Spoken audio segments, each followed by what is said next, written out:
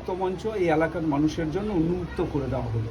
আমাদের সকলের প্রিয়, আমাদের কাছের মানুষ, মালদা বিধানসভার সম্মানীয় বিধায়ক শ্রী গোপালচন্দ্র সাহা তার বিধায়ক এলাকা উন্নয়ন প্রকল্পের টাকা দিয়ে আজকে এই মুক্তমঞ্চ আমাদের একদম গ্রাম পঞ্চায়েতের অফিসের লাগা যে একটা এখানে মাঠ আছে, সেই মাঠে যেখানে আমাদের বিভিন্ন সময়তে অনেক সামাজিক অনুষ্ঠান হয়, এই মাঠেই এই এলাকার মানুষ এবং বিভিন্ন অনুষ্ঠানের ভেতর দিয়ে এই এলাকার মানুষ তাদের এই মাঠটাকে ব্যবহার করে।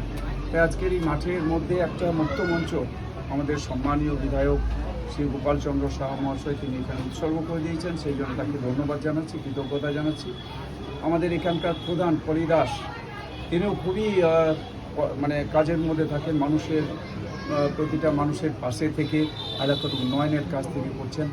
তাই এখানে এই মুক্ত মঞ্চ করার জন্য এই এলাকার সমস্ত দেখছেন যে